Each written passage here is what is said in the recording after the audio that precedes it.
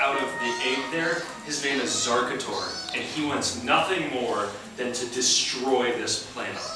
But you have also crash landed in this new world, and it's up to you to explore this new world, create your hero, and fight Zarkator and the bad things that he brings so that you can save this new planet. Now, I actually have cheated and I have some save games here, so I'm going to skip ahead so you can see a lot more of what's going on in this story. Now, there's a wonderful world to explore here. A lot of different world areas, which I'm going to show you a few. And just like in Spore for the PC, there are lots and lots and lots of parts you can outfit your creatures with. You can continuously evolve and upgrade your creature. You're going to explore and find new parts. You're going to dig up bone piles of ancient beings and get DNA or bone parts. You're going to earn parts for completing battles, missions, and finding hidden secrets. So all of these things will help you to create your ultimate hero. There are over 250 parts in the game. Everything from Spore and Spore Creepy and Cute for the PC.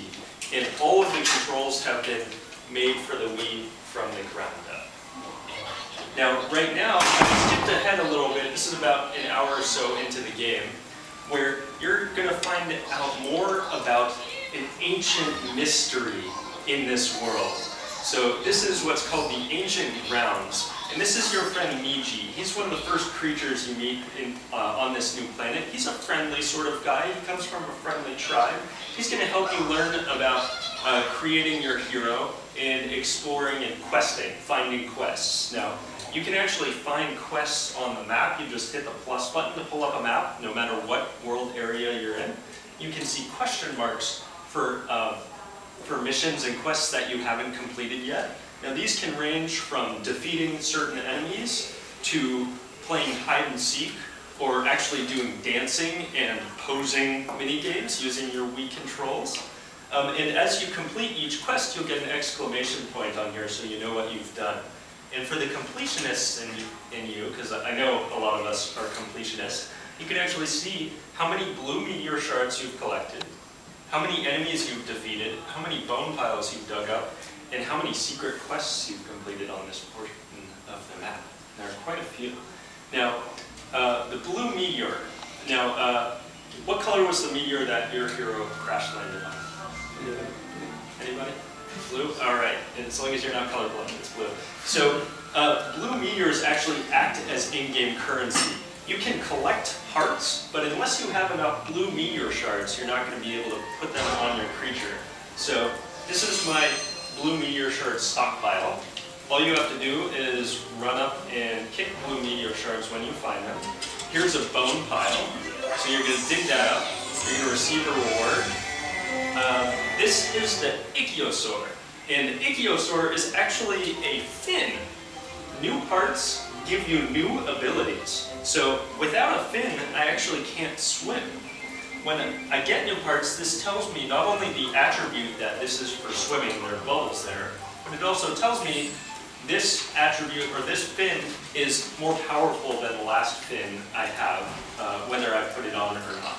I also have a health bar that as I level up my creature with new parts, it's actually going to increase. So let's go ahead and make our own kind of hero really quickly. Now, in the game, there are nests throughout every world, and the nests are where you come to actually evolve your hero.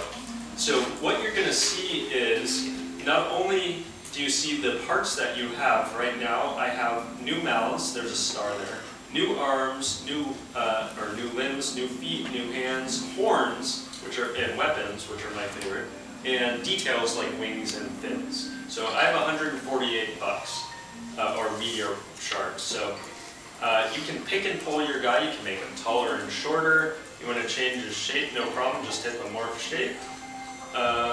Let's see. What do you guys feel like today? How about that guy? Now, every time I do this, I always have a totally different guy. It's half the fun is just creating the most imaginative things that you can.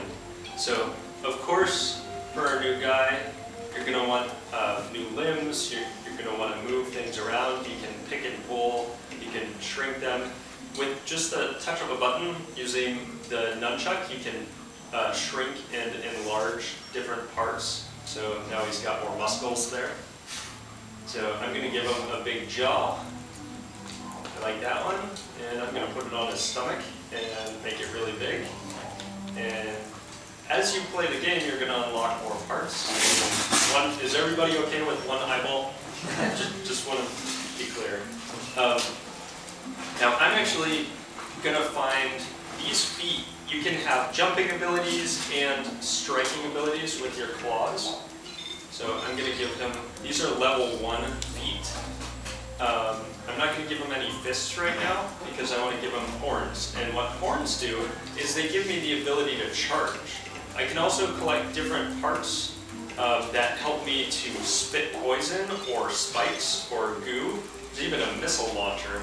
And you have so much control, you can just use the D-pad to actually twist and turn things. Again, you can enlarge and shrink them. What's that?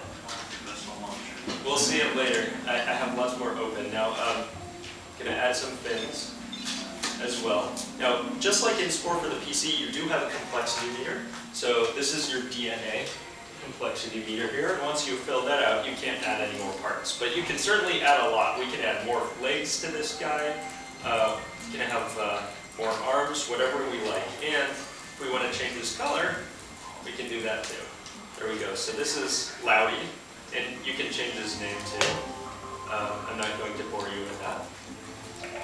So we now have a totally new creature, and as you continue to explore and complete missions, not only can you make him however you want, but you see that he actually moves differently in the game based on how you make him. As you can see, that eyeball is just kind of going like this. If you make him taller, he's going to run faster. If you make him really, really tiny, he's going to run in a funny way. And of course, most importantly, he's going to fight differently based on the parts that you give him. So before I hop into a battle really quickly, just want to show you a little bit more of the storyline here. Now this is the Old Sage. The Old Sage is a wise old creature, but people think creatures think he's kind of kooky, maybe he doesn't know what's going on really anymore. But the Old Sage is going to tell us that many, many years ago, when there was great dire times in the world, another meteor fell from the sky and brought an ancient guardian that would protect the entire world. And in order to awaken this giant guardian idol, you have to find special parts, not for you, but for this ancient guardian, and outfit him with parts. And once